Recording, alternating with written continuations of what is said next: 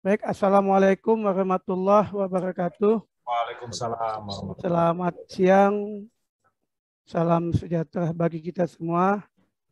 Alhamdulillah, assalatu wassalamu asrafil anbiya mursalin wa ala alihi ajmain. Asyhadu an la ilaha illallah wa asyhadu anna Muhammadar Rasulullah. Allahumma shalli ala sayyidina Muhammad wa ala ali sayyidina Muhammad. Alhamdulillah, tidak henti-hentinya marilah kita mengucapkan puji dan syukur atas karya Allah Subhanahu wa taala yang mana pada hari ini kita masih diberikan kesehatan, keselamatan, dan kesuksesan.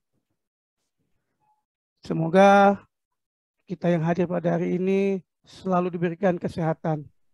Salawat dan salam tidak lupa kita aturkan kepada junjungan kita Nabi besar Muhammad sallallahu alaihi wasallam, kepada para keluarga dan para sahabatnya yang telah membawa kita dari alam kegelapan menuju alam terang benderang.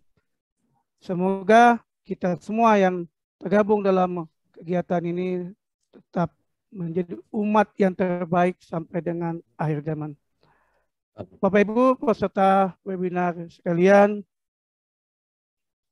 yang pertama kami hormati adalah Guru Besar Pengadaan Barang dan Jasa Bapak Muji Santosa selaku Direktur Utama Muji Santosa Training and Consulting. Kemudian Pak Muklis, Profesor Muklis selaku admin. Bapak Ibu peserta webinar pengadaan barang jasa pada hari ini, dan tidak lupa yang kehormati juga narasumber kita Bapak Mahdi Samri. Beliau adalah Japung PBJ dari Kemenkumham. Pergi ke dealer membeli motor. Motor dipesan di bulan November. Mohon izin melaksanakan tugas sebagai moderator, mendampingi Pak Mahdi sebagai narasumber. Cakep. Cakep. Duduk santai di pinggir pagar sambil menunggu makanan yang dipesan. Jangan pernah berhenti untuk belajar, karena ilmu adalah lambang kesuksesan. Semoga kita semua yang tergabung dalam webinar Muji Santosa Training Consulting ini mendapat berkah dari Allah SWT, diberikan kesuksesan dunia dan akhirat. Amin.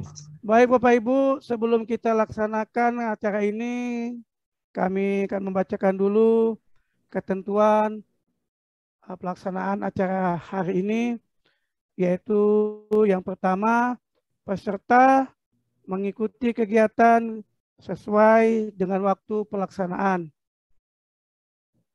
Kedua, dilarang menyebarluaskan link selain untuk kelas reguler.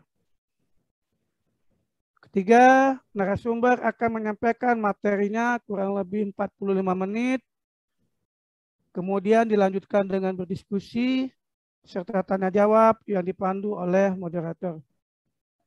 Peserta yang akan mengajukan pertanyaan kami persilakan untuk mengetik di kolom chat yang telah tersedia atau mengklik tombol raise hand, dan akan diberikan kesempatan untuk bertanya langsung kepada narasumber. Peserta diharapkan untuk mengisi link daftar hadir atau post-test yang akan dibagikan saat kegiatan berlangsung. Sebagai bukti kehadiran dan penulisan nama di sertifikat paling lambat 10 menit setelah berakhirnya kegiatan. Bapak Ibu, perlu kami sampaikan skema kita pada hari ini adalah seminar. Sehingga diharapkan Bapak Ibu juga untuk mengisi link daftar hadir yang akan diberikan sertifikat pada saat selesai kegiatan berlangsung. Peserta dimohon untuk tenang dan tidak mengganggu jalannya pelaksanaan webinar pada hari ini. Bapak Ibu peserta webinar, hari ini hari Jumat tanggal 27/2022, jam pelaksanaan 14.00 sampai dengan selesai. Materi kita adalah tentang katalog sektoral Kemenkumham yang akan disampaikan oleh narasumber kita Bapak Mahdi Samri. Nanti terkait dengan pembahasan materi ini secara gamblang akan disampaikan oleh narasumber. Selanjutnya untuk susunan acara pada hari ini adalah yang pertama pembukaan, penyampaian materi dari narasumber, sesi tanya jawab, yang keempat closing statement dan penutup. Baiklah Bapak Ibu, untuk ini kita masuki ke acara yang pertama, yaitu pembukaan. Untuk kelancaran acara ini, semoga tidak ada gangguan dari yang kelihatan maupun tidak kelihatan. Marilah kita bersama-sama membaca basmalah. Bismillahirrahmanirrahim. Selanjutnya kita menginjak ke acara yang kedua, yaitu penyampaian materi dari narasumber. Narasumber kita seperti saya sampaikan tadi adalah Bapak Mahdi Samri dari Japung PBD Kemenkumham. Materi adalah katalog sektoral Kemenkumham. Jadi katalog sektoral ini adalah terkait dengan barang dan jasa yang tersedia dalam e-katalog. Nanti akan dijelaskan sama narasumber kita. Baiklah, untuk mempersiapkan waktu kepada Bapak narasumber kita, Pak Mahdi, waktu dan tempat kami persilakan. Silakan Pak. Terima kasih atas kesempatan. Ya, mohon izin, saya tes suara sudah terdengar ya Bapak Ibu sekalian. Dengar, Aman ya Pak. Siap, terima kasih. Baik, mohon izin. Pertama-tama saya mengucapkan terima kasih setelah diberikan kesempatan untuk membawakan materi terkait katalog sektoral di Kementerian Hukum dan HAM. Ya, Bapak Ibu sekalian, di sini mungkin ada dari Kementerian Hukum dan HAM, teman-teman saya juga yang ikut bergabung, ya, mungkin itu sama seperti penjelasannya. Saya mohon izin share materi, Pak.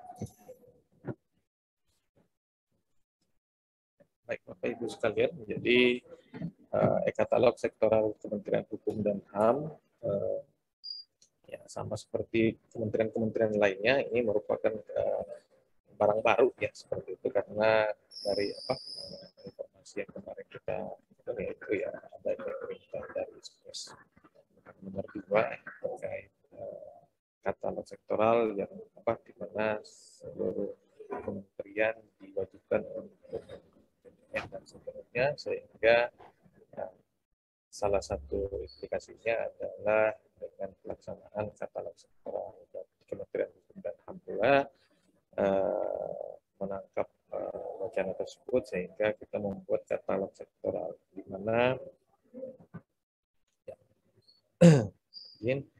dasar hukum sendiri, ya, dasar hukumnya yang katalog sektoral kita ini yang dari eksternal, ya salah satu dari eksternalnya adalah peraturan KPP nomor 9 tahun 2021 tentang toko daring dan katalog elektronik dalam PPJ. Sementara yang dari internal Kementerian Hukum dan HAM yang baru keluar kemarin, yaitu adalah keputusan Menteri Hukum dan HAM nomor 5 tahun 2022, yaitu PP 0202.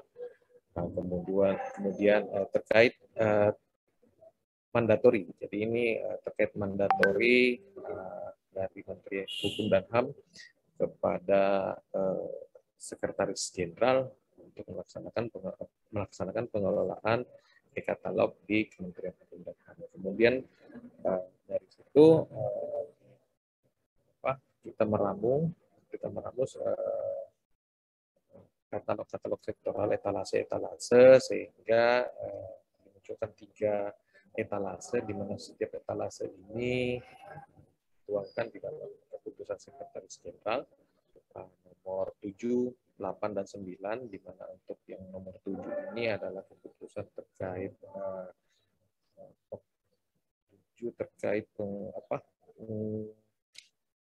makan makanan, yang makan minum, kemudian 8 terkait pakaian dinas, dan 9 terkait sarana dan prasarana UPT pemasyarakat di Kementerian Hukum dan HAM.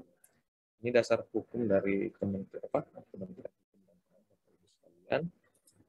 Kemudian e-katalog sektoral sendiri di Kementerian Hukum dan HAM baru ada 3 yang Bapak Ibu sekalian, baru ada 3 etalase, di mana etalase yang pertama itu adalah sarana dan prasarana UPT pemasyarakatan, jadi seluruh lapas rutan yang ada di seluruh Indonesia. Kemudian makan minum terkait makan minumnya ini makan sarana prasarana sendiri itu meliputi sektornya itu adalah peralatan makan minum, jadi peralatan ompreng narapidana, dengan buk narapidana, kemudian matras atau tempat tidur narapidana. Untuk makanan dan minuman sendiri, ya ini ada subsektornya itu adalah makanan dan minuman DTI. DTI ini adalah tahanan imigrasi seperti itu, kemudian makan minum taruna dan taruni di Politeknik Ilmu Masyarakatan dan Politeknik Ilmu Imigrasi seperti itu. Kemudian makan dan minum peserta diklat. Diklat ini adalah seluruh peserta diklat yang diselenggarakan oleh Badan Diklat di PSDM di Kementerian Hukum dan HAM. Kemudian ada pakaian dinas. Pakaian dinasnya sendiri subsektornya ada 4, yaitu Bapak Ibu sekalian. Yang pertama adalah pakaian dinas taruna taruni Poltekim dan Poltekim. Kemudian sepatu dan atribut. Sepatunya di sini adalah sepatu outdoor, sepatu olahraga, dan seterusnya. Baik, ini katalog sektoral yang ada di Kementerian Hukum dan HAM. Saya mohon izin untuk sedikit memberikan informasi terkait katalog ini. Yang pertama itu adalah sarana dan prasarana UPT pemasyarakatan, di mana sarana dan prasarana ini ada 2 subsektornya, itu peralatan makan dan matras. Untuk tempat makan sendiri dan tempat minum itu terpisah menjadi subsektornya, di mana tempat makan ini memiliki spesifikasi. Jadi ini spesifikasi yang diajukan teman-teman Direktorat Jenderal Pemasyarakatan, dan sudah dituangkan spesifikasinya dalam peraturan Kepres nomor sekian. Jadi spesifikasinya ini ini adalah spesifikasinya terbuat dari bahan yang kredibel, plastik yang aman, food grade seperti itu. Kemudian ada logo makan minum, kemudian logo pemasyarakatan, tahun anggaran, dan tahun negara. Warnanya sudah berubah. Untuk tahun ini berubah menjadi warna coklat, di mana kemarin masih berwarna biru seperti gambar. Nah, sekarang sudah berubah menjadi warna coklat. Nah, kemudian dimensinya pun untuk panjang itu 25 cm, maaf. Kemudian lebarnya 21 cm, tingginya 21 mm. Nah, kemudian ada 6, ya, jadi ada 6 tempat yang ada di dalam tempat makan ini. Ada tempat corong makanan seperti itu untuk mengakomodasi makanan dan sayur serta sambal dan sebagainya. Ini untuk spesifikasi tempat makan. Kemudian untuk tempat minum sendiri sama seperti bahannya, sama seperti tempat makan, ukurannya pun sudah seperti ini Bapak Ibu. Jadi diameternya itu bawah 82 meter, tingginya 5 mm. Kemudian tutup muknya juga ada sudah di sini. Semuanya ada logo makan minum, kemudian ada logo pemasyarakatan, dan ada logo tahun anggarannya, serta ada logo negara. Ini ini untuk spesifikasi tempat makan dan tempat minum. Kemudian untuk matras tempat tidur tahanan, jadi Bapak Ibu sekalian, tahanan kita memang tahanan dan narapidana ini memiliki tempat tidur, jadi di sana itu ada matras yang dibagikan per orang per orang seperti itu, bagaimana spesifikasi matrasnya sendiri itu memiliki panjang 2 meter, ada 2 meter, seperti itu, kemudian lebar 80 cm, tebangnya 3 cm. Kemudian terbuat dari bahan spons, ya seperti itu, kemudian lapis atasnya dari foam. Kemudian kulit matrasnya sendiri itu sintetik. Terdapat bantalan juga, ya.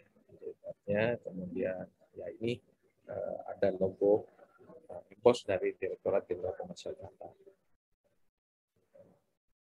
Ini spesifikasi matras dan kemudian untuk tipe pelaku usahanya sendiri.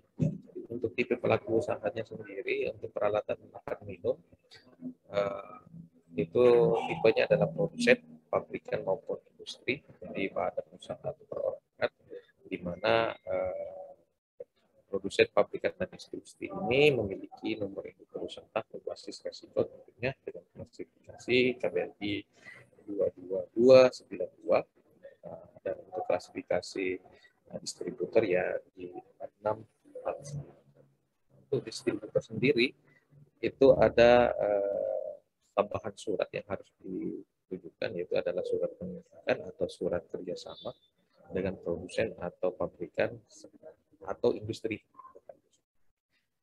Itu untuk peralatan makan minum. Kemudian untuk matras, tipe pelaku usahanya sendiri itu juga sama seperti makan minum, juga ada yang produsen, pabrikan maupun industri.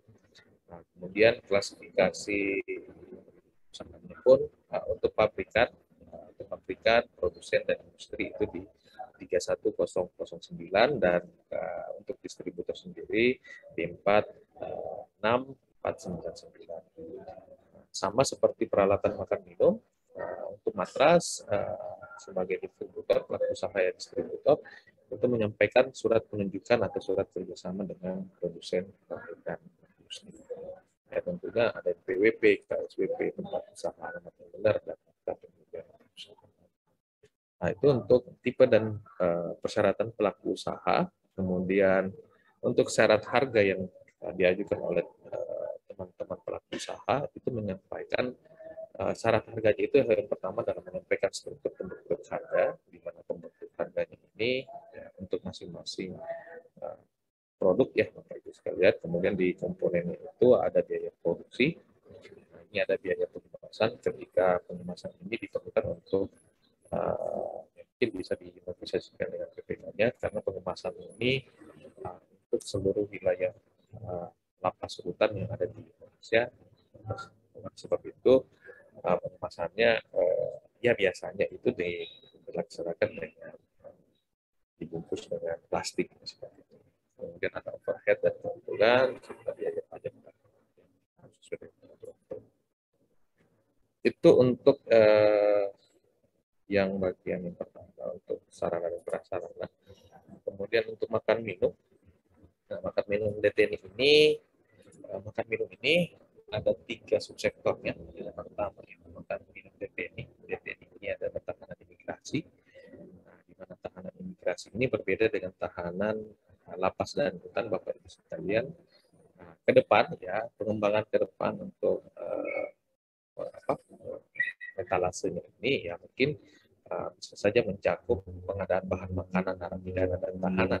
Namun saat ini masih dalam tahap wacana seperti itu, sehingga yang masuk di etalase sekarang itu cukup baru makan minum DTNI. Di mana makan minum DTNI ini ada makanan box dan snack box.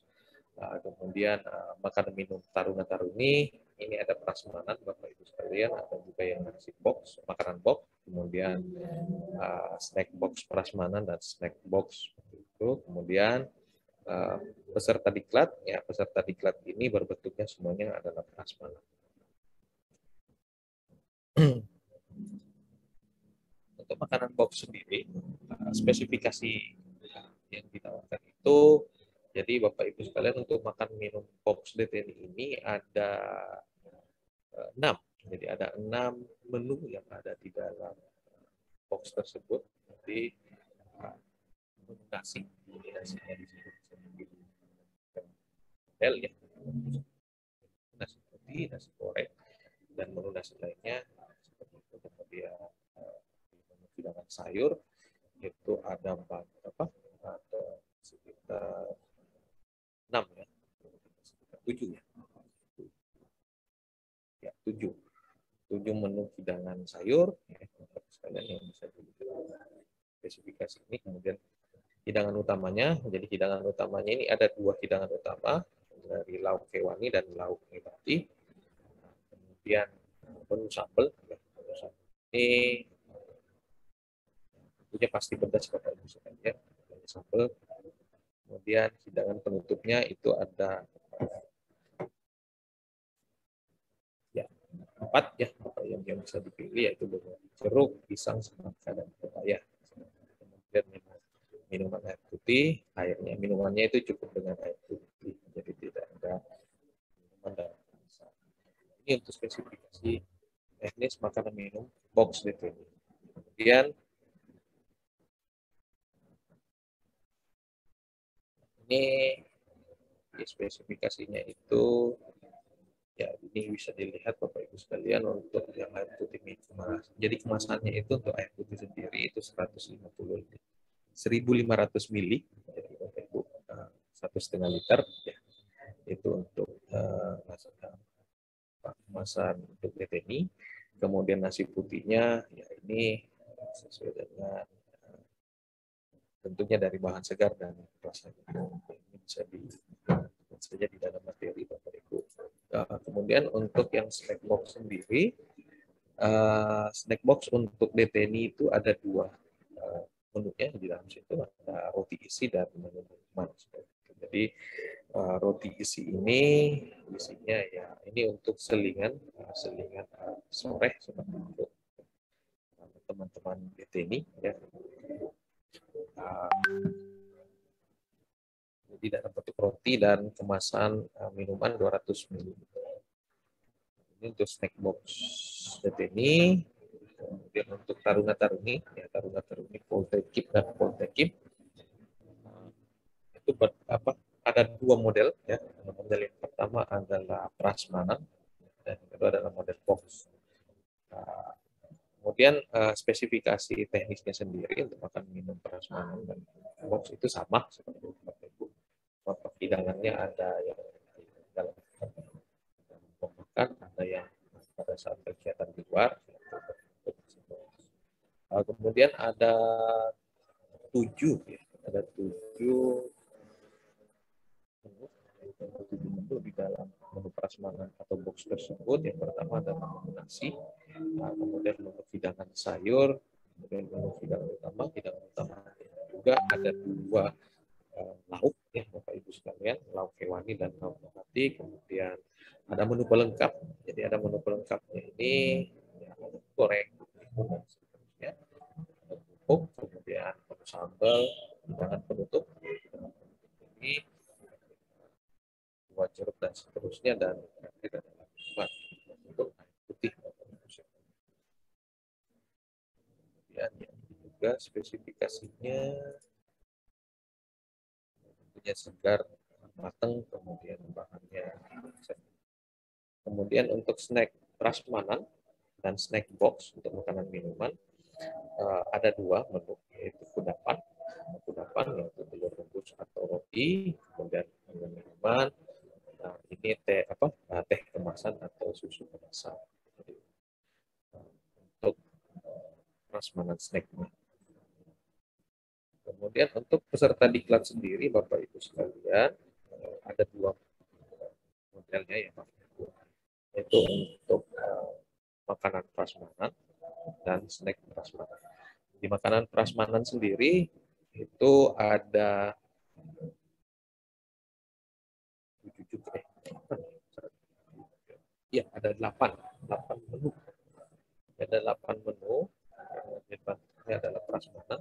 Jadi di dalam tempat ya wadah seperti itu. Kemudian di sini ada menu nasi. Jadi nasinya di sini lebih beragam. Diklat pendidikan PSDM seperti itu. Ada menu nasi, menu hidangan sayur, kemudian menu hidangan utamanya pun ada 2, lauk nabati dan lauk ini. Kemudian menu hidangan pembuka, ya, hidangan pembukanya ada roti, selai dan seterusnya. Kemudian menu pelengkapnya ada mie goreng dan seterusnya, ada kerupuk, kemudian menu sambal, menu hidangan penutup, ya, jeruk dan teman-temannya, dan terakhir ada menu minuman, sida air putih dan jus atau soft drink. Kemudian spesifikasinya, kemudian snack prasmanan sendiri. Untuk snack prasmanan itu ada 8 ya. Jadi ada 8 menu. Jadi 8 menu yang harus disiapkan oleh pelaku usaha. Yang pertama itu snack manis, kemudian snack asin, kemudian snack rebusan, rebus dan seterusnya, kemudian snack gorengan, pisang goreng, tagor dan digoreng. Kemudian minuman hangat, ada kopi, teh, susu. Kemudian minuman dingin ada es buah, soft drink, kemudian minuman, dan ini spesifikasi untuk makan minum. Kemudian untuk tipe pelaku usahanya sendiri, ya, tipe pelaku usahanya sendiri untuk ketiga jenis etalasenya itu subsektornya itu adalah pelaku usaha yang mengolah makan minum. Pelaku usaha yang di sini nomor induk usaha yang digunakan ada BRI 10710 roti dan kue, kemudian 6101 ini restoran, kemudian rumah atau warung makan, kemudian 6103 kedai makanan, 56210 untuk jasa buka atau suatu event tertentu, kemudian 56290 untuk penyediaan jasa buka prioritas.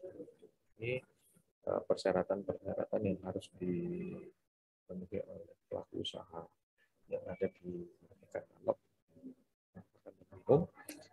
Kemudian tentunya struktur pembentuk harganya sendiri atau persyaratan harganya itu ini komponen biayanya itu minimal ada biaya makan minumnya, kemudian ada biaya catering pack, tisu, endok dan garpu itu sudah termasuk di biaya pembentuk harganya. Kemudian ada pengemasan khusus makanan box dan snack box, kemudian peralatan prasmanan, yaitu khususnya prasmanan, kemudian tenaga pramusaji dan kebersihan, nah ini termasuk tenaga kebersihan Bapak Ibu sekalian, khusus makanan prasmanan dan snack. Ada pengiriman sampai dengan lokasi kabupaten. Jadi pengirimannya ketika berada di kota atau kabupaten itu biaya pengirimannya. Kemudian ada overhead dan pajak.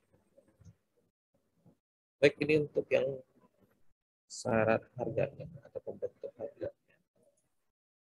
Kemudian yang selanjutnya adalah katalog sektoral di pakaian dinas. Jadi pakaian dinas ini masih sebatas pakaian dinas taruna-taruni. Ya, jadi ke depan pakaian dinas kami pun itu akan masuk di etalase ini, pakaian dinas dan sepatu kantor akan masuk di sini. Namun untuk yang awal ini karena masih baru itu masih sebatas taruna-taruni. Pakaian dinasnya sendiri untuk spesifikasinya itu sesuai dengan Permen-Kumham nomor 14 dan untuk Politeknik Imigrasi ya. Politeknik Imigrasi itu Permen-Kumham nomor 14 dan Permen-Kumham nomor 28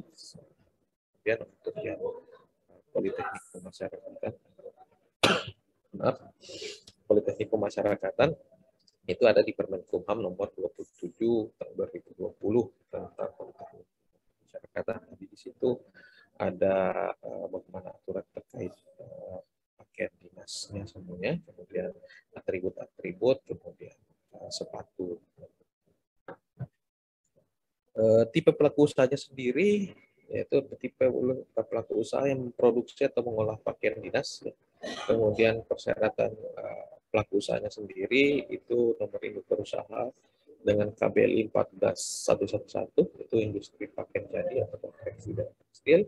Kemudian 14120 itu penjahitan dan pakaian sesuai pesanan.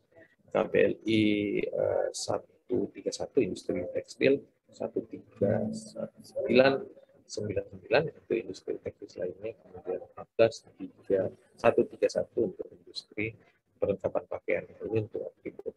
Kemudian memiliki NPP dan SWP, tempat usaha dan praktek. Untuk yang tadi untuk sepatu. Nah, ini untuk yang sepatu. Maaf, yang tadi ini untuk pakaian dinas. Untuk yang sepatu sendiri itu memiliki persyaratan. Jadi pelaku usahanya dengan persyaratan pelaku usaha yang di KBLI 46413, 46419, 15209 dan 15203. Ini tentunya untuk perdagangan besar alas kaki dan sepatu. Kemudian untuk yang atribut sendiri KBLI-nya jadi perusahaan klasifikasinya itu ada di 4783 perdagangan eceran dari logam dan 4713 untuk perlengkapan pakaian. Ini tipe dan persyaratan pelaku usaha. Kemudian syarat pembentukan harganya itu sendiri selain pernyataan keabsahan, komponen biaya yang ditawarkan itu minimal meliputi adalah biaya produksi, kemudian biaya pengemasan, biaya pengiriman ketika ini masih lingkup di daerah sekitar Cinere sana, kemudian overhead dan keuntungan serta pajak, biaya-biaya pajak sesuai peraturan. Ini untuk syarat harga dari ketiga katalog ini. Oh iya, jadi untuk kedepannya sendiri, Bapak Ibu sekalian, masih ada apa? Selain tiga sektoral ini, pengembangannya itu saat ini masih didalami untuk pengadaan anak, kemudian pengadaan studi, kegiatan rehabilitasi sosial dan studi bulan puasa, kemudian paspor dan turun itu.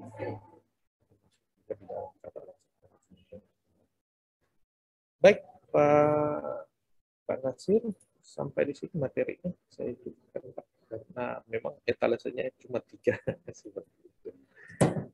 Baik Bapak Ibu, materinya untuk katalog sektoral penuntutan hukum dan HAM cukup sampai di sini. Bapak Ibu ada, saya kembalikan ke moderator. Baik, terima kasih Bapak narasumber kita Pak Mahdi yang sudah menyampaikan materinya. Memang materi ini cukup menarik sekali Pak ya. Baik Bapak Ibu, kita beri aplaus dulu kepada narasumber kita Pak Mahdi yang sudah menyampaikan materinya ya. Selanjutnya kita menginjak acara yang ketiga yaitu sesi tanya jawab. Kepada Bapak Ibu yang sudah tergabung dalam webinar ini, kami persilakan untuk mengajukan pertanyaan. Pertanyaan boleh diketik di kolom chat atau ingin bertanya langsung, klik tombol raise hand sehingga moderator menyampaikan langsung kepada narasumber. Batang rambutan banyak benalu, daunnya tumbuh satu persatu. Kepada peserta janganlah ragu, apalagi malu. Silakan bertanya, walaupun cuma satu. Bapak Ibu yang bertanya kami silakan. Tadi yang sudah raise hand. Kalau saya perhatikan Pak ya, Pak Madi, memang katalog yang punya Kemenkumham ini cuma 3 Pak ya. Apakah yang Iya, Pak. untuk katalog ini berlaku Pak se-Indonesia Pak ya? Contohnya di wilayah kami ini Provinsi Bangka Belitung nih, ada lapas, ada kanwil, itu berlaku juga semua Pak ya? Se-Indonesia Pak ya? Bangka Belitung ya, Pak ya? Mm-mm. Ya, untuk ada kantor imigrasi di sana, Pak? Ada Pak. Iya, kalau ada kantor imigrasi pasti berlaku, Pak, karena untuk makanan deteninya di sana itu masuk di dalam makan minum deteni, Pak. Oh, jadi kalau untuk pengadaan seperti yang Bapak sampaikan tadi, sepatu, makanan dan minuman, pakaian dinas untuk wilayah Bangka Belitung katakanlah Pak. Berarti menggunakan katalog sektoral itu Pak ya? Iya, Pak, untuk pakaian dinas pegawainya sendiri, ini masih memang dalam penyusunan ini Pak, penyusunan pengusulan ya, seperti itu. Akan mengusulkan kembali ada beberapa katalog-katalog lagi yang akan ditayangkan seperti itu Pak.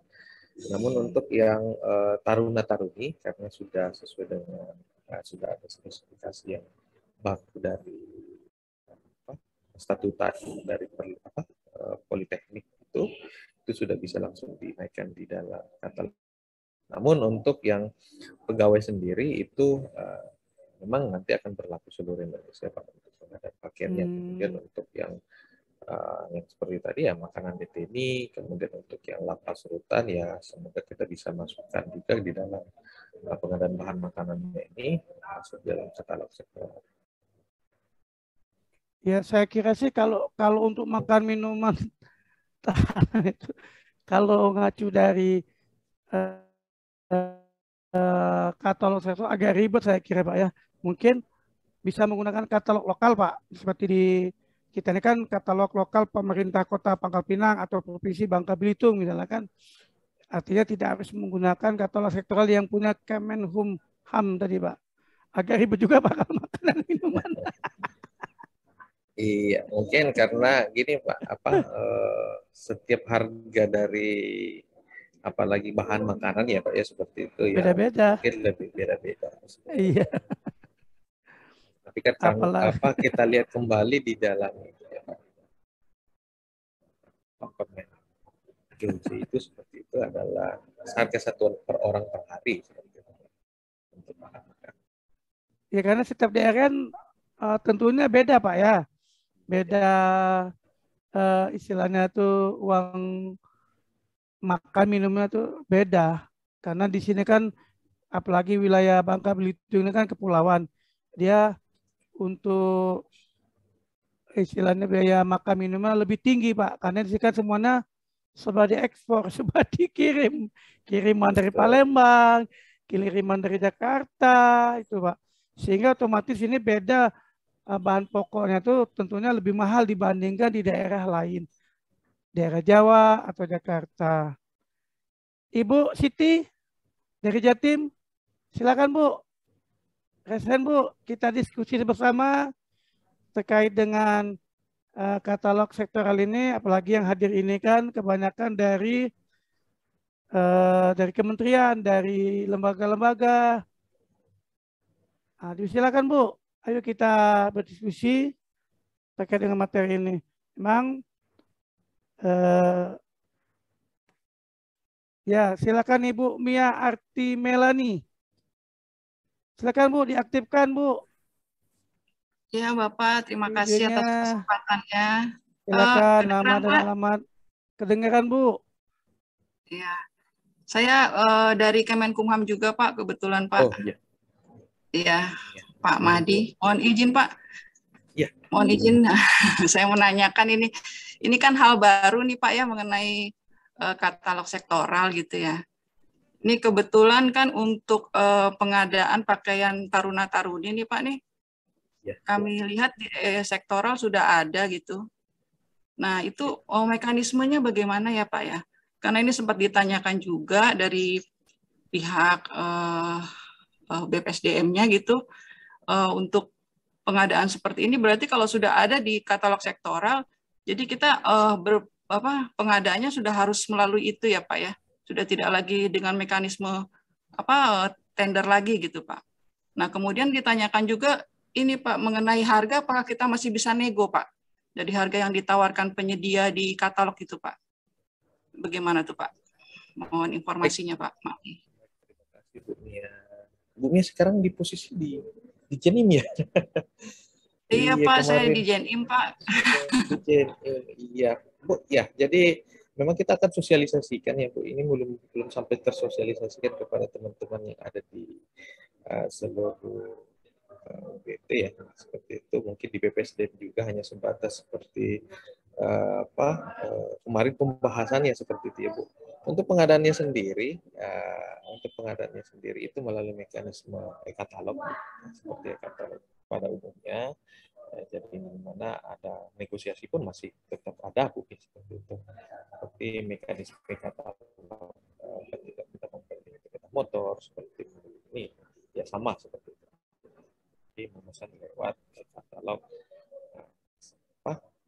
KPP. Jadi tidak ada perbedaan dengan katalog nasional yang ada di KPP. Mungkin begitu Bu.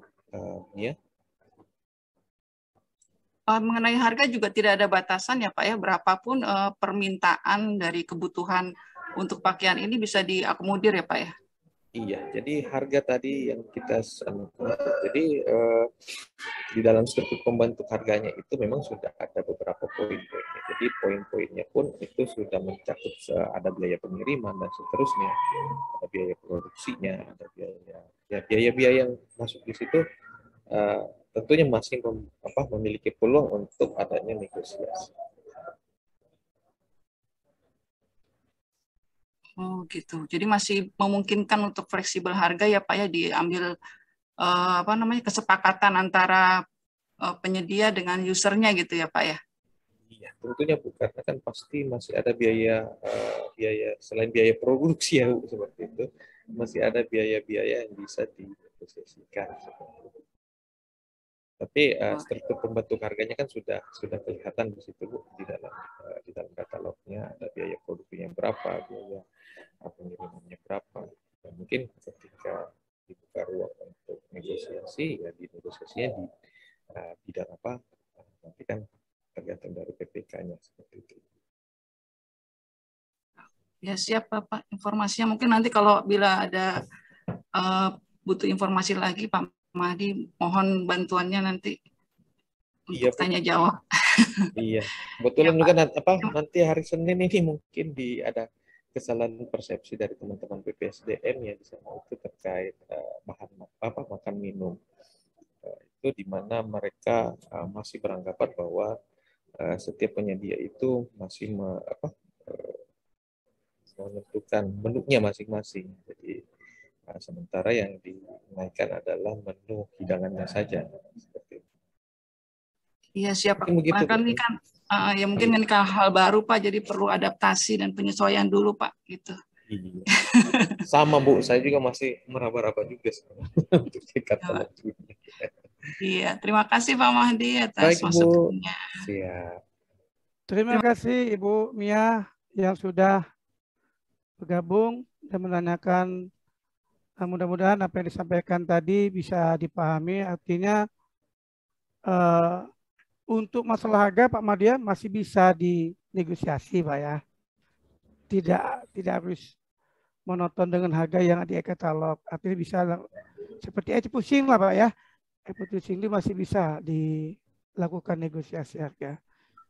Yang penting ya, kita kata Pak Madi tadi, memang kita karena mungkin baru masih meraba-raba Pak ya. Tapi saya pesan Pak, jangan salah raba Pak. Kalau salah raba ya yang ada ini Pak. Baik Bapak Ibu yang sudah. Ibu Reni Warti. Oh, ada sekali kamu ya. Bang, Pak Nasir, join ya. Siap, Boleh, Eh, boleh. siap. Siap. Bang Madi, kalau sektoral itu eh, ada pembagian wilayah nggak, Bang? Penyediaannya, misalkan Kemenkumham kan luas ya, seluruh Indonesia gitu ya. Apakah ada pembagian wilayah? Oh, untuk wilayah ini penyedianya ini tuh, wilayah ini penyediaannya ini untuk mencukupi gitu. Ada nggak seperti itu? Di, Kayak seragam gitu, apakah dicukupi oleh seluruh Indonesia tuh kebutuhan seragam itu, ataukah memang ada per wilayah gitu? Gimana Bang untuk itu? iya. Untuk wilayah sendiri, Pak, eh, kebetulan yang masuk mendaftar ini semuanya mencakup seluruh wilayah Indonesia, Pak. Seperti itu. Tapi Itu kan di termasuk dalam bahan juga Bang ya? pengumumannya, iya, Termasuk bahan juga. iya, betul. Jadi seluruh wilayah Indonesia. Tapi ada juga beberapa yang penyedia mendaftar itu hanya beberapa wilayah seperti itu. Ada yang Jawa dan Jakarta dan Banten, ada yang Jawa Timur saja ya seperti itu. Gitu ya. Iya, imigrasi kan banyak itu Pak. Ya, Jadi mereka cuma mengambil di wilayah Jawa Timur, ada juga yang seperti itu, ada yang mengambil wilayah Sumatera saja seperti itu. Masih dimungkinkan seperti itu karena kan ada pilihan wilayah yang ada di dalam mereka. gitu ya. Siap, siap, siap. Jadi sangat dimungkinkan ya, katalog sektoral itu kan seperti misal seragam, bahan itu bisa sebenarnya bisa juga per wilayah ya. Nanti Bisa penyedia Pak, bisa. bisa memenuhi wilayah mana gitu ya. Jadi mungkin lebih mudah gitu ya, lebih cepat untuk ini ya, untuk prosesnya gitu ya. Siap, Iya, makasih. betul Pak. Ya. Termasuk nanti bahan makanan seperti itu juga Pak. Nah, Jadi iya per ya. wilayah nanti itu. Ya, ya. Kalau seluruh Indonesia ya repot juga ya, karena Iya, banyak sekali nih Kemenkumham nih kan. Iya. betul Pak. Yang pasti ribet Pak penyediaannya Pak kalau seluruh Indonesia dapatnya tendernya di Papua atau tendernya di Sulawesi itu pemenangnya dari Jakarta ribet Pak kalau untuk. Oke, siap, Tapi siap. memang seperti Pak Pur tadi memang bagusnya per wilayah. Artinya kalau per wilayah kan lebih memudahkan. Baik, kita lanjut Pak dengan Ada Pak Pak Ridwan. Ridwan. Silakan Pak. Terima kasih Pak. Jadi saya lihat bahwa barangnya ini kan kayaknya barang continuity ya. Berarti setiap tahun itu akan ada kebutuhan akan itu gitu ya. Ada nggak Pak, menurut Bapak?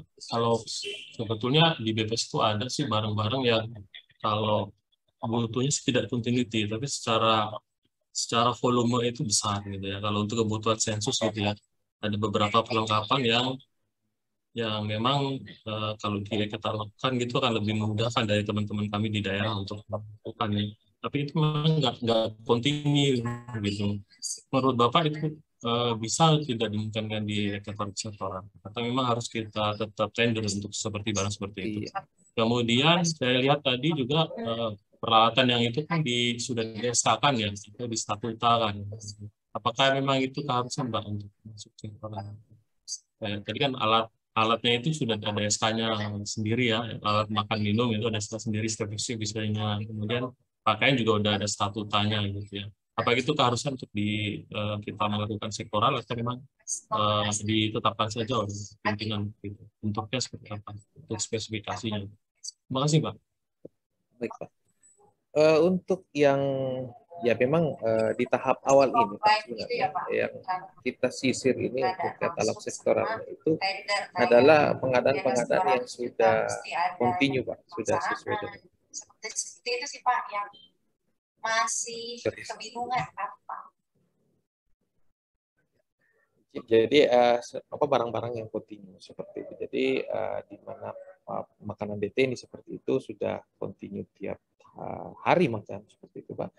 Kemudian pelatihan juga itu kontinu. Namun untuk barang-barang yang volumenya besar kemudian hanya dilaksanakan tidak kontinu juga itu memang ada Pak. Jadi seperti di kita itu ada pengadaan borgol narapida borgol. Kita dorong juga untuk dilaksanakan katalog sektoral Pak. Gitu Pak Ridwan. Bagaimana Pak Ridwan? Kalau belum jelas silakan. Yang tentang spesifikasi yang di SK itu apa keharusan Pak atau bagaimana sebetulnya untuk Ya. spesifikasinya itu? Oh, baik, Pak. Baiknya Untuk gitu. baik, untuk yang spesifikasi ini sebenarnya sudah sebelum di SK kan itu memang sudah kita bahas Pak. Jadi sebelum kita ini sisir dulu yang mana yang sudah memiliki ketetapan seperti itu. Seperti yang tadi pakaian dinas seperti itu, kemudian yang ada di Poltekim dan Poltekim itu memang sudah ada di dalam statuta mereka. Setelah itu kita bawa ke e-katalog, di mana katalognya ini kan yang diberi mandatori adalah Pak Sekjen. Pak Sekjen ini mengeluarkan surat ketetapan seperti itu Pak, untuk katalog sektoral yang bagian pakaian dinas seperti itu Pak. Jadi memang kita sisir dulu Pak, ini yang tidak yang ada aturannya dulu seperti itu. Mungkin kalau di BPS ya alat survei mungkin Pak ya. Gitu. Siapa? Gimana, Terima kasih Pak Ridwan? Pak. Ya, terima kasih Pak pencerahannya Pak. Terima kasih. Terima kasih pencerahannya Pak. Nanti kalau ada siap Pak. Baik, untuk Pak Madi nanti kan masih banyak, masih sepertinya nih masih kurang jelas nih untuk penanya nih. Nanti kalau untuk Bapak Ibu yang belum jelas, ya silakan untuk japri ke nomor HP Pak Madi langsung. Gimana Pak Madi ya? Iya Pak. Iya Pak, siap Pak. Nomor saya ada di materi. Di materi. Silakan Bapak Ibu yang ingin curhat, ingin diskusi, silakan Ibu Reni yang tadi sudah resen. Silakan Bu, dari BPK kayaknya. Dari mana Bu? Silakan Bu, Ibu Reni Warti. Terima kasih Pak. Ini bukan maksudnya gini, kan di kami juga ada katalog sektoral ya. Itu tuh kan sekarang masuk instalasi boleh siapa saja. Setelah diumumkan boleh siapa saja, tidak ada verifikator lagi untuk menseleksi apakah itu bagus atau tidak. Jadi tergantung PPK-nya lagi yang menyeleksikan itu jadinya. Jadi kalau di kalau di Kemenkumham itu tuh kemarin sebelum ini udah diseleksi udah diverifikator dulu atau memang tidak perlu diverifikator. Masalahnya kan aturan itu baru gitu. Sementara di PPK sendiri itu agak getar-getir karena tidak ada tim verifikator lagi untuk menyeleksi apakah ini memang bagus atau tidak. Yang penting sesuai dengan spek gitu. Jadi gimana Pak menurut Bapak, kan ini nih resikonya kepada PPK gitu. Terima kasih. Iya, betul sekali Bu. Jadi pertemuan kita terakhir dengan teman-teman LKPP terkait sektoral ini, ya memang ada satu bagian yang terskip ya Bu ya, seperti itu ya. Verifikator ini yang menjadi ya kami di Kementerian Hukum dan HAM sendiri memang sudah mengeluarkan SK terkait verifikator Bu, orang-orang yang memverifikasi terkait produk-produk yang akan ditampilkan oleh pelaku usaha. Namun informasi yang kita dapatkan bahwa verifikatornya itu ada di PPK nantinya. Jadi mungkin setelah kegiatan ini kita naikkan seluruh katalog sektoralnya. Yang pertama yang akan kita lakukan adalah penguatan sisi PPK Bu. Di PPK terkait bagaimana memverifikasi barang yang atau produk yang sudah diajukan oleh para pelaku usaha ini. Seperti itu. Jadi memang sama Bu modelnya seperti itu. Jadi verifikatornya terskip. Ya. Terus untuk pertanyaan Pak ini tadi ya Pak siapa namanya Pak Ridwan. Pak Muklis kan itu tuh jadi sektoral ini memang bukan per wilayah, maksudnya PPK mau menunjuk sesuai dengan wilayahnya gitu. Soalnya harga per wilayah itu kan beda-beda Pak Muklis. Jadi tergantung, apalagi kalau di Kementerian PUPR itu kan konstruksi. produksi masing-masing daerah itu berbeda-beda. Jadi di situ PPK menunjuk atau pejabat pengadaan menunjuk yang terdekat dulu. Gitu. Soalnya ini apa namanya tuh masalah transportasi juga perlu dipikirkan. Kecuali barang mungkin kalau baju pakaian dinas itu bisa ya di pusat pengadanya langsung disebarkan ke seluruh balai-balai mungkin bisa ya. Tapi kalau untuk pekerjaan-pekerjaan yang di tempat biasanya itu pakai katalog apa? Tapi itu kita pejabat pengadaan yang mengapakan ke pengusaha-pengusaha gitu, biar kita bisa murah melaksanakan untuk penunjukannya gitu. Itu aja. Terima kasih. Silakan Pak Madi. Ya, mungkin untuk yang, ya saya sependapat dengan Ibu ya, seperti itu. Jadi memang untuk barang-barang yang di tiap wilayah, ya seperti itu yang tidak bisa dilaksanakan secara terpusat, itu memang penyedia harus memasukkan harganya ya tiap-tiap wilayah seperti itu. Dan itu memang sudah di dalam yang saya lihat ini penyedia-penyedia yang masuk di katalog kami seperti itu memang sudah membagi tiap wilayah Bu seperti itu. Jadi harganya tidak sama di wilayah Jakarta misalnya seperti itu dengan wilayah yang ada di Medan ya seperti itu beda Bu sudah mereka bedakan. Jadi untuk DTD sendiri kan memang sudah banyak rudenim juga ya seperti itu Bu, di seluruh wilayah Indonesia ya. Jadi mereka menyesuaikan sesuai dengan wilayah adanya rudenim. Mungkin begitu Bu. Ini? Ya, terus gini juga Pak, masalah apa namanya tuh selain per wilayah per ini katalog sektoral ini boleh dipakai oleh Pemda untuk misalnya kayak di konstruksi kan sekarang udah mulai ke konstruksi ya UKM kecil. Jadi mereka kalau nggak salah aturannya itu boleh, tapi nggak tahu kalau di LPC Kabupaten Pemda apa bisa langsung mengklik katalog sektoral apa tidak, itu juga kurang paham gitu. Itu aja, terima kasih. Iya Bu, jadi informasi yang saya dapatkan juga mungkin seperti itu menjadi lintas kementerian pun bisa ya mungkin seperti itu. Jadi kemarin kan sempat diskusi juga yang alat kesehatan yang kita akan masukkan di dalam katalog sektoral seperti itu. Jadi alat-alat kesehatan yang ada di poliklinik, lapas, rutan, dan di rumah sakit pengayuman itu mungkin kita akan masukkan. Namun ketika kita konsultasi dengan KPP-nya itu sudah ada di dalam katalog sektoral Kementerian Kesehatan. Jadi bisa saja diambil dari Kementerian Kesehatan itu. Obat maupun peralatan alat kesehatan yang dibutuhkan oleh poliklinik, rutan lapas dan rumah sakit pengayuman seperti itu. Jadi memang bisa lintas.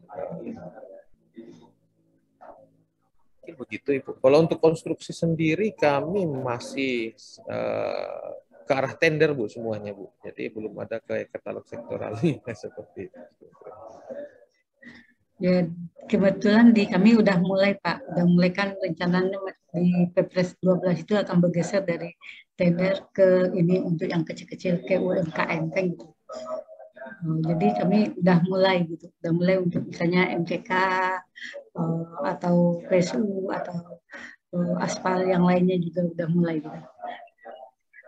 Bu, nanti mungkin aja, kita Pak. Akan ini juga Bu, informasi baru itu Bu, untuk yang konstruksi sederhana ya Bu sudah masuk di dalam katalog.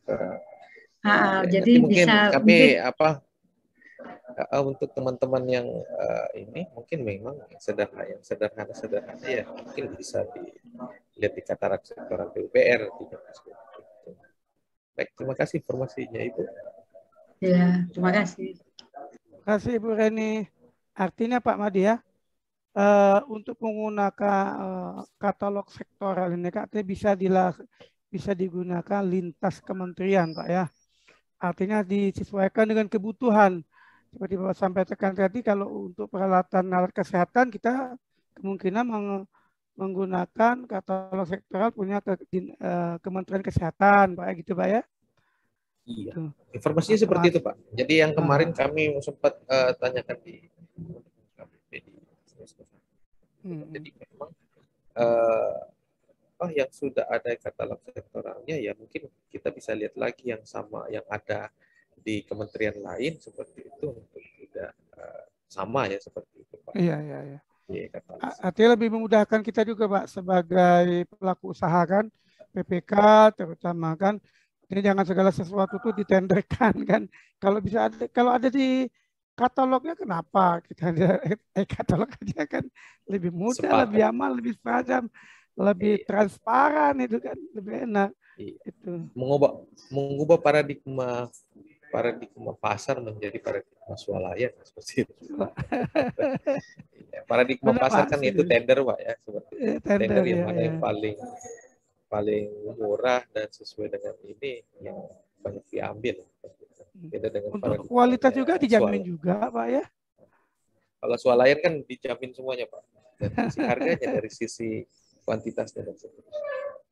Baik, ada satu pertanyaan lagi mungkin. Ini dari Pak Rio Harismawan. Silakan, Pak. Diaktifkan, Pak, videonya, Pak. Nama dari asal, Pak. Silakan, Pak. Siap. Assalamualaikum warahmatullahi wabarakatuh. Waalaikumsalam. Selamat sore. Saya Rio, Pak, dari Disub Jatim. Mohon izin tanya, Pak. Kan fokusnya kita di katalog sektoral, Pak. Apakah di Kementerian Kemenkumham ini harga satuannya apakah sudah ditetapkan dari pusat, Pak? Sehingga turun ke daerah itu sudah harga satuannya sudah ada semua. Yang pertama seperti itu, Pak. Terus kemudian sekarang ini kan lagi mumet-mumetnya SIPD, Pak. Di SIPD itu kadang harga-harga satuannya itu sudah nggak jelas semua, Pak. Ada yang murah, ada yang mahal, dan sebagainya. Nah, ini bagaimana, Pak, ya cara kita nginput datanya itu, Pak, kalau kita belum tahu harga satuan secara di pusat berapa sampai ke daerah berapa seperti itu, Pak. Nah, ini di sub ini, di Kementerian Perhubungan belum ada harga satuan yang terbaru, Pak. Sehingga kita masing-masing daerah itu ya kadang berbeda-beda harganya, Pak. Nah, apalagi di SPD sekarang harus input, misal pemasangan A yang ada konstruksinya sekian, itu sudah beda-beda semua, Pak, seperti itu. Nah, mohon arahnya, Pak, apakah harga satuan ini harus kita survei sendiri, misal di Jawa Timur kita survei sendiri, apa kita minta ke pusat, padahal pusat juga belum ada harga satuan yang dari kementerian gitu, Pak. Dan harganya sekarang ini masih mengacu ke yang 2014. Mohon petunjuknya, Pak. Baik, silakan, Pak Madi. Terima kasih, Pak Rio. Ya, terkait harga satuan sendiri, Pak. Ya, jadi dasar dari harga satuannya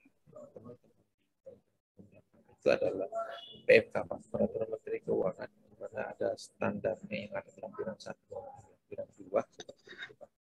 Jadi terkait misalnya seperti pada makanan DPM itu, Pak, itu kita melihatnya di dalam Peraturan Menteri Keuangan sendiri, Pak.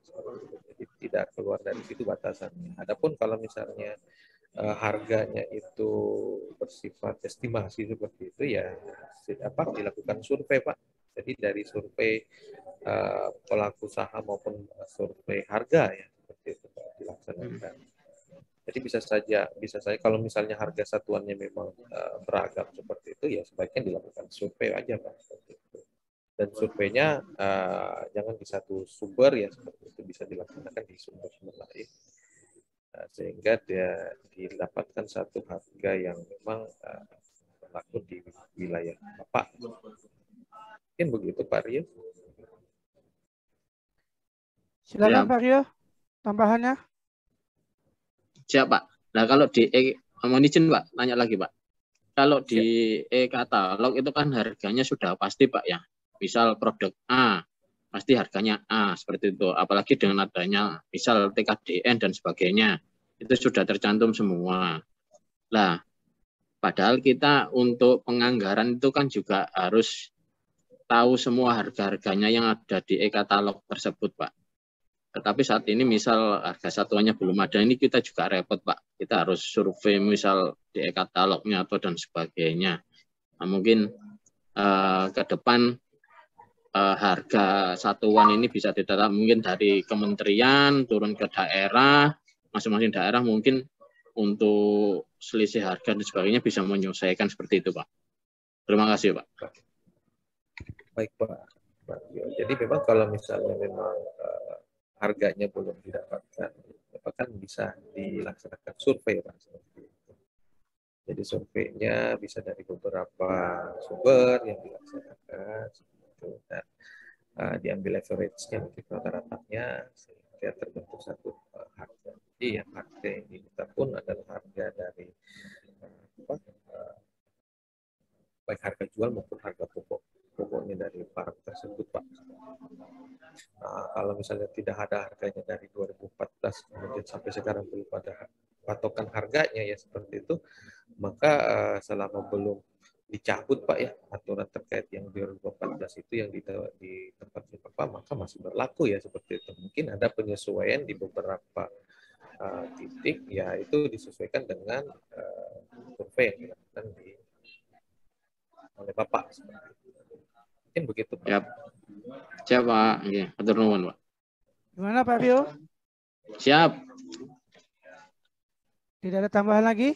Silakan kalau mau nambah. Silakan. Baik, terima kasih Pak. Jadi memang Pak Madia, memang terkait dengan analisis harga satuan memang perlu dilaksanakan, Pak, ya, untuk mengetahui harga produk itu yang sebenarnya. Karena seperti yang saya bilang tadi, berbeda tempat tentunya berbeda harga untuk bahan pokoknya, produknya itu.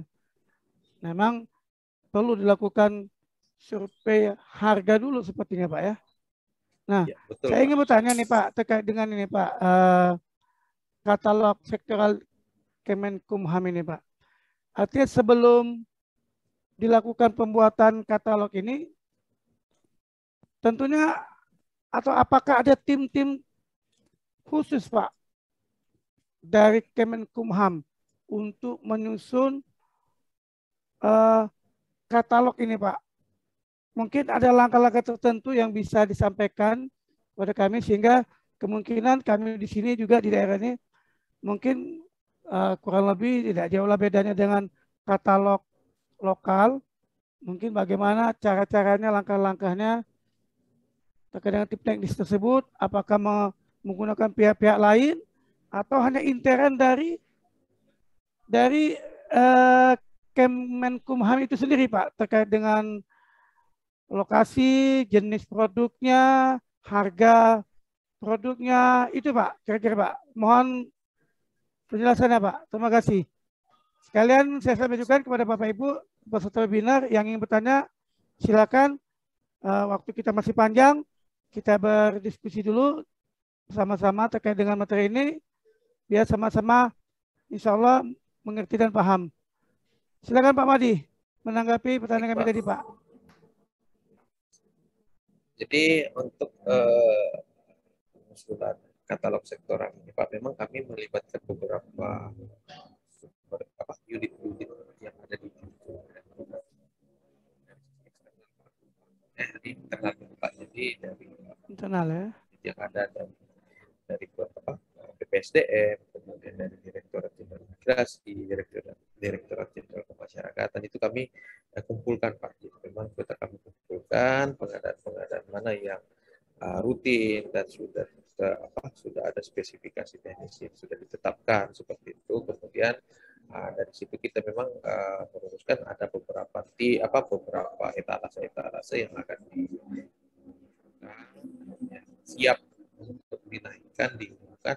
Baru 3 ini Pak, seperti itu. Jadi ya, memang kita masih menggodok ya sampai sekarang ini masih menggodok beberapa etalase ke depannya. Jadi mungkin yang sementara yang dilaksanakan ini besok itu mungkin e-katalog ini Pak, etalase extra fooding. Jadi extra fooding untuk narapidana tahanan di lapas rutan yang terkait rehab sosial maupun bulan puasa Pak, seperti itu dipakai di tahun depan untuk mungkin begitu Pak. Jadi untuk yang internalnya dulu kita satukan seperti itu Pak, unit-unit yang ada di lingkup kita. Setelah itu kami susun beberapa etalase dan sebagainya. Setelah itu kami memanggil peminta masukan dari LKPP dan dari kementerian lainnya. Oh. Gitu, Apakah mengundang dari penyedia, Pak?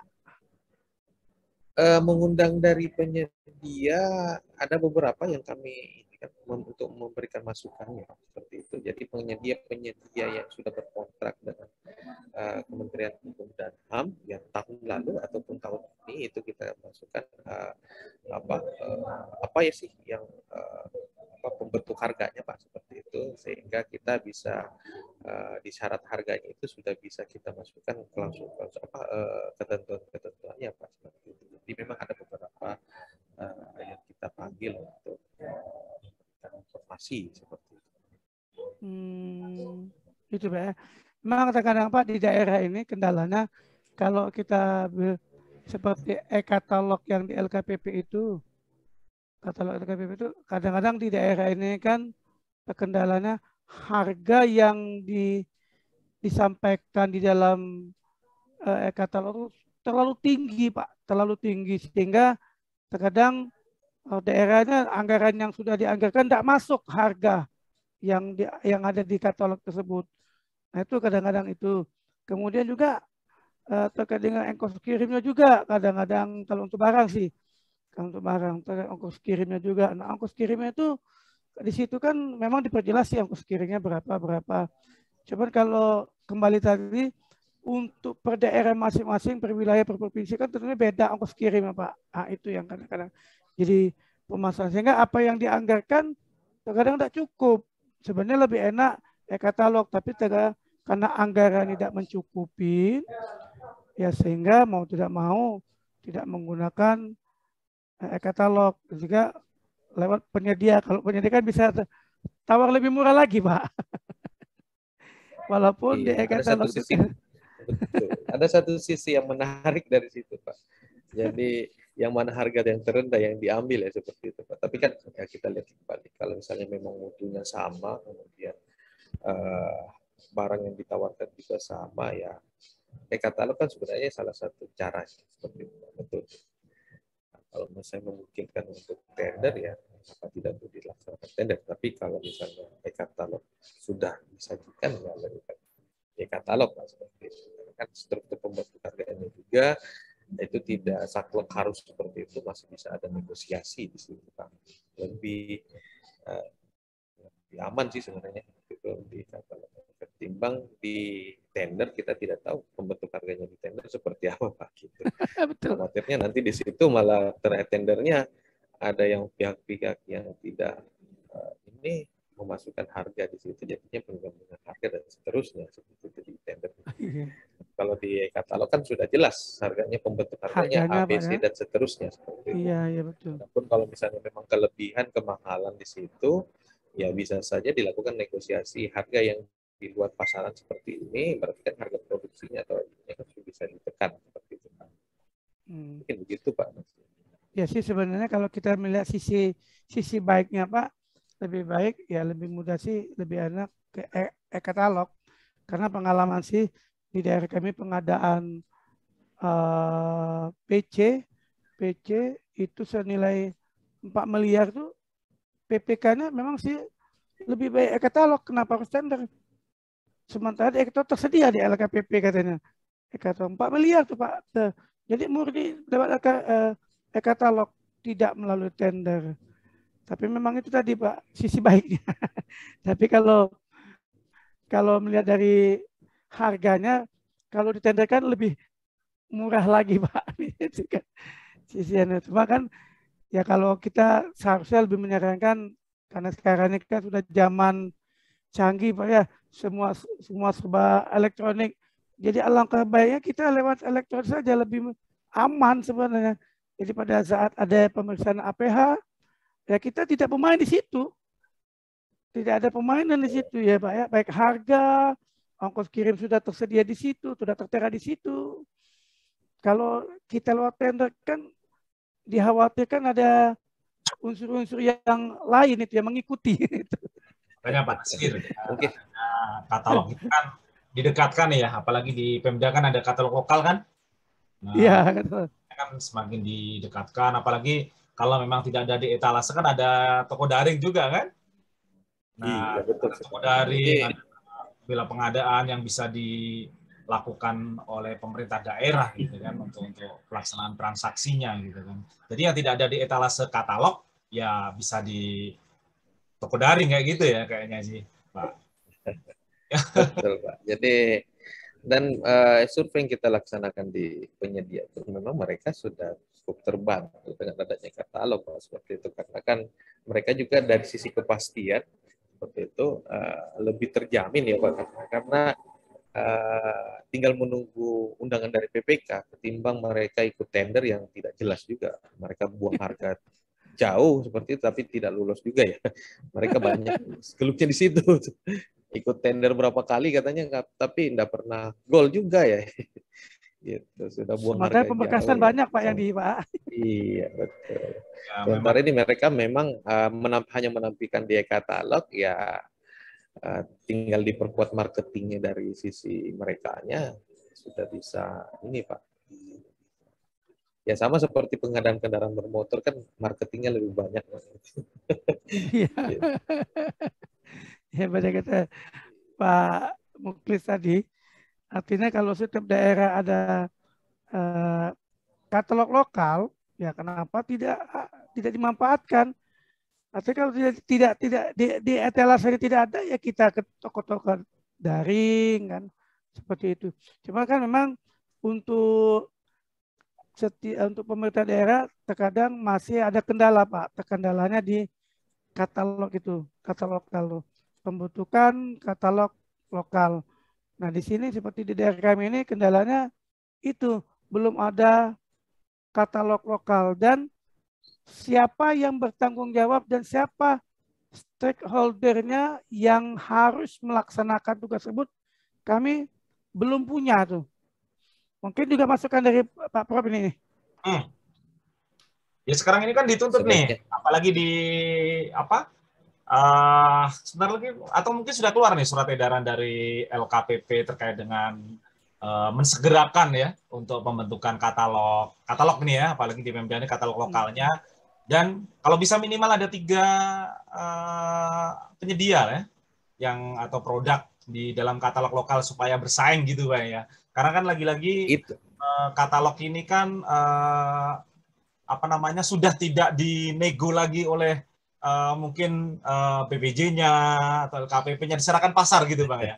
Dan wajib untuk dilakukan negosiasi oleh PPK. Nah, ini kan jadi apa namanya kayaknya didorong betul Bang ini. Ayo segera nih Pak Nasir dibentuk apa namanya? Kayaknya sudah deh Pak.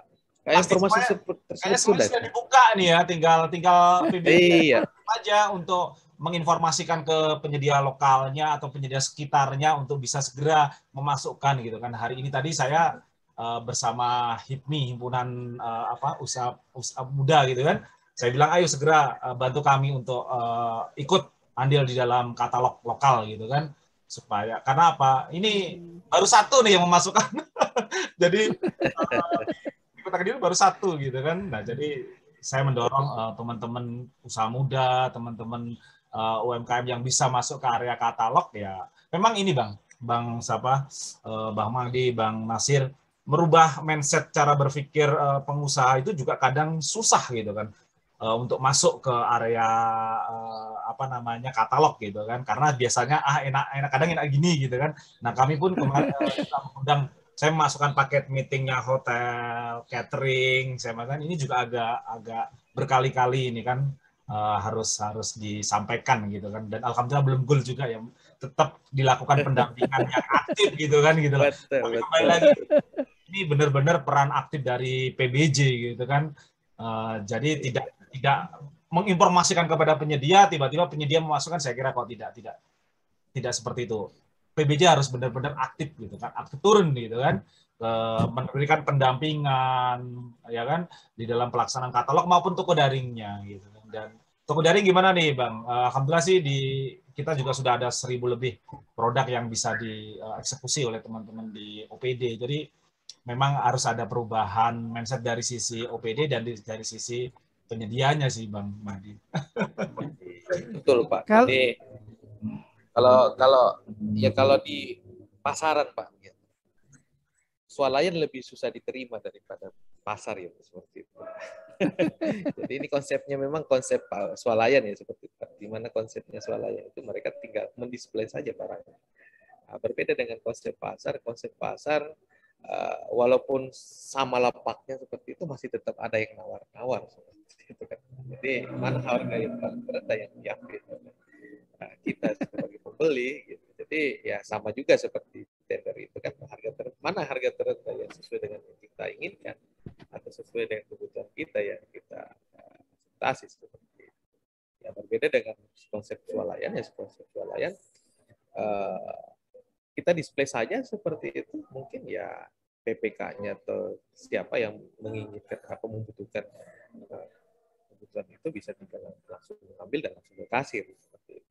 Memang pro kontranya untuk katalog ini memang ya perlahan memang harus berubah ke arah swalayan seperti itu paradigmanya. Tapi mengubah mindset-nya itu agak susah Pak memang. Betul. Apalagi yang tantangan yang sama yang kita hadapi Pak Komunis ya mengajak teman-teman yang berada di pengadaan bahan makanan narapidana itu yang ke ini Pak, ke katalog itu yang agak susah dikit ya. Kalau sedikit masih bagus Pak, yang banyak ini Pak. Artinya kalau di daerah ini saya mau berdiskusi dengan Pak Prof nih, gimana Pak Prof nih? Artinya kalau untuk katalog lokal itu stakeholdernya itu atau yang tupoksi yang melaksanakan kegiatan itu kira-kira siapa Pak? Apakah harus dimulai dari PBBJ dulu atau kalau di pemerintah ada dinasnya, dinas perindustrian atau perindak, perindustrian dan perdagangan, koperasi, atau dari dinas-dinas lain Pak? Itu siapa yang kira-kira harus secara tupoksi ini? Sisi katalog yang pastinya ya dari PBJ yang aktif. Nah, sedangkan kalau toko daring, nah ini kerjasama dengan dinas koperasi, UMKM, karena kan yang punya data kan mereka, gitu kan. Jadi yang pastinya peran aktif PBJ harus turun nih kalau katalog ini, nggak bisa. Apalagi sekarang ini seakan-akan terkait dengan PDN, TKDN, semuanya seakan-akan PBJ ini. Ya, tapi itu tadi. Belum selesai PDN. Sekarang isunya SNI ya sekarang Pak. jadi peran isu SNI ya. Iya luar biasa. Betul. Pak Mahdi jelas Pak Mahdi berperan aktif pasti di dalam pemenuhan katalog sektoralnya gitu kan. Saya yakin Pak PBJ nih, UKPBJ-nya ya Pak Mahdi ya. UKPBJ Pak. Kalau dari kami UKPBJ. Nah pasti dari UKPBJ-nya Pak Nasir. Kita nggak bisa menunggu. Ya kita potret saja kebutuhan itu atau ya memang ya udah saya kira di etalase itu kan semuanya dibutuhkan, mau aspal, mau bahan bangunan, mau alat ATK ya kan, mau servis kendaraan. Nah tinggal akhirnya untuk servis kita hubungi itu dari di LKP, dari di sub yang punya bis, dari bagian umum yang biasanya servis kendaraan. Nah kita hubungi, mana pinyediamu, ayo kita masukkan kan gitu. Jadi yang pastinya peran aktif lah gitu, dari PBJ gitu kan untuk supaya katalog lokal ini bisa bisa terbangun lah gitu. Gitu sih Pak Nasir. Artinya penggerak utama itu dari PBJ dulu Pak ya? Ya pasti itu. Iya. Usulan ya Pak seperti itu. Apalagi sekarang maturitas UKPBJ kan salah satunya penilaiannya dari katalog sektoral seperti itu kita lihat. Jadi tingkat ukuran dari maturitasnya itu salah satunya saya ingat adalah katalog sektoral, di mana semakin banyak item dan semakin banyak penyediaannya ya mungkin bisa saja menambah nilai dari maturitas. Jadi memang peran serta dari UKPBJ ini memang dibutuhkan sih. Pak Nasir, bangun. Iya. Artinya saya juga bingung Pak, leading sector ini siapa ini sih sebenarnya? Apakah dari kami baru dapat surat dari provinsi. Artinya siapa yang leading sector? Nah, apakah BBJ, apakah Disperindak? Kami rapat bahwa karena ini kewenangan terkait dengan katalog, kalau katalognya jelas UKPBJ, tapi terkait dengan isinya etalase yang bahan produknya tentunya kan Disperindak yang tahu pedagang-pedagangnya apa, jualannya apa, produknya apa. Itu. Saya juga masih bingung. Maka saya tanyakan, kalau memang leading sektornya UKPB, ya kami berarti harus maju nih, Pak. Kalau kita sekedar usul sih begini, Pak, kalau misalnya gitu. Jadi UKPBJ-nya sebagai swalayan saja, Pak. Jadi produk-produk yang akan dimasukkan di etalasenya itu ya kita mengumpulkan dari beberapa sektoral-sektoral yang ada di tempat Bapak, misalnya di dinas A, B, C, D seperti itu. Apa nih kebutuhannya nih? Nah ini swalayannya ada di UKPBJ nih. Nah, silakan dimasukkan. Gitu. Mungkin begitu bisa begitu Pak. Atau duduk bareng gitu. nambah tugas lagi Pak Prof. Kalau leading sektornya UKPBJ berarti ya mau tidak mau, ya suka tidak suka, fungsional harus turun gunung nih. Pak Nasir. Harus Pak. Jadi taunya tentang pengadaan barang jasa itu mesti jatuhnya kemana? UKPBJ. Ini mau PTKDN, mau PDN, mau TKDN, jatuhnya kemana? UKPBJ. Terakhir mau SNI Pak ya. Mau SNI lagi. Standarisasi produk. Pengadaan barang jasa, tahunya pasti. Nah, tinggal pengadaan barang jasa ini pasti berkoordinasi ya dengan apa namanya, kan ada instruksi Presiden nomor 2 tahun 2022 juga, itu kan juga jelas instruksinya. Nah, itu tinggal dipenuhi dijalankan saja, berkoordinasi. Kan kita kan ada tingkat di atasnya, ada sekda kan, buatlah mungkin ketentuan surat edaran apa untuk bersama bisa melaksanakan kayak gitu. Nanti bisa kopas nih Pak Nasir, saya kirim. Bisa kopas. Jadi sebenarnya jadi satu ladang untuk mencari mendulang akas di sebenarnya Pak di dalam katalog sektoral. Kan ada namanya pendampingan kepada penyedia, pendampingan kepada unit-unit sektor, itu kan bisa jadi akas sendiri untuk PBBJ. Memang berubah ya Mas Mahdi ya, terkait dengan bagaimana tata kelolanya di katalog. Penyedia sudah bisa juga langsung memasukkan di etalase kan, seperti itu gitu kan. Jadi ya nggak sama kayak dulu. Harus diverifikasi, harus dinego. Sekarang sudah pasar yang menentukan. Ya hampir mirip-mirip dengan toko daring kalau saya kira melihatnya kan. Cuma dari tata kelola pelaksanaannya saja yang mungkin berbeda, dari nilai transaksinya atau apa itu kan aja. Nah sekarang kelihatannya kan di surat edarannya LKPP kan sama gitu kan, antara katalog sama toko daring kan berjalan bersama kan gitu ya Mas. Tapi yang jangan lupa PPK yang belanja harus melakukan negosiasi. Kan itu ya, saya. Wajib jadinya sekarang ya. Wajib nggak? Wajib ya, bukan cuma negosiasi, Pak. Harus memverifikasi benar tidaknya itu perusahaan. Itu wajib ya. Iya, wajib tuh. Betul tidaknya produknya, betul tidaknya perusahaan. Karena kan makanya di dalam persyaratan itu harus memiliki alamat yang jelas, NPWP, KSWP dari sisi perpajakannya, supaya menjamin bahwa memang yang dibutuhkan PPK ini, yang dipilih oleh PPK ini sudah benar seperti itu.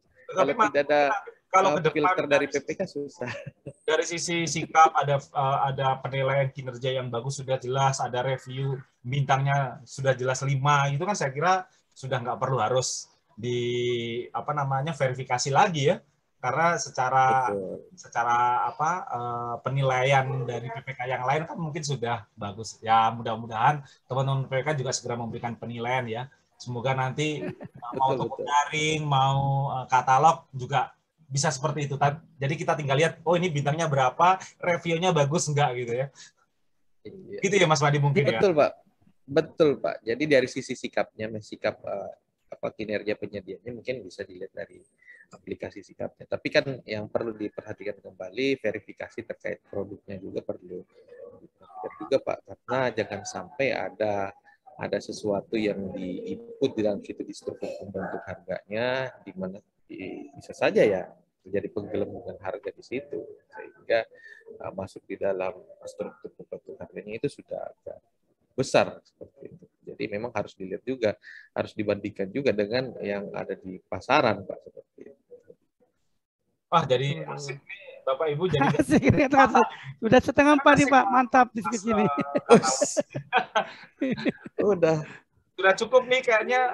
Gimana Pak? Kalau Bapak Ibu kalau mau ada yang disampaikan atau referensi silakan Pak. Atau mau bergabung.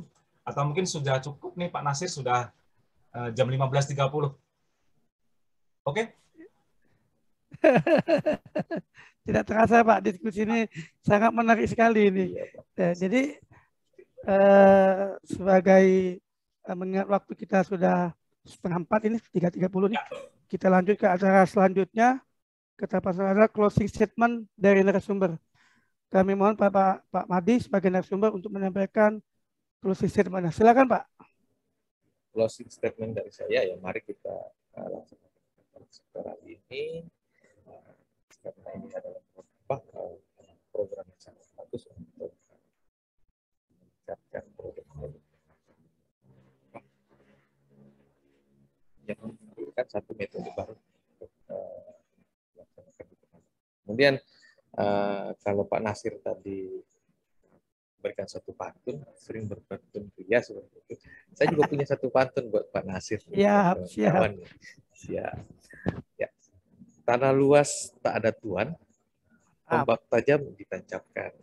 Atas perhatian dan bantuan, terima kasih saya ucapkan. Mantap. Sama-sama Pak. Itu saja. Baik, selanjutnya terima kasih buat Pak Mahdi sudah menyampaikan konservasinya. Selanjutnya kami mohon pada Pak Muklis selaku admin untuk mewakili Pak Muji nih. Silakan Pak. Baik, makasih Pak Nasir dan terima kasih Pak Mahdi. Sebenarnya luar biasa nih terkait dengan praktek-praktek secara ini ya yang telah dilaksanakan oleh teman-teman KL, PD di dalam penggunaan katalog sektoral.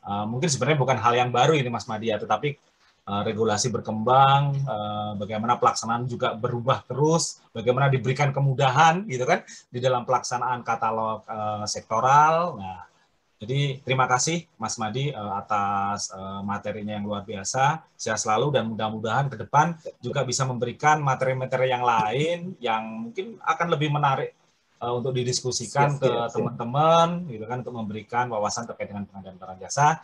Terima kasih, saya mewakili Pak Muji Santoso dan wassalam. Lanjut Pak Nasir. Terima kasih buat Pak Muklis yang sudah menyampaikan closing statement-nya.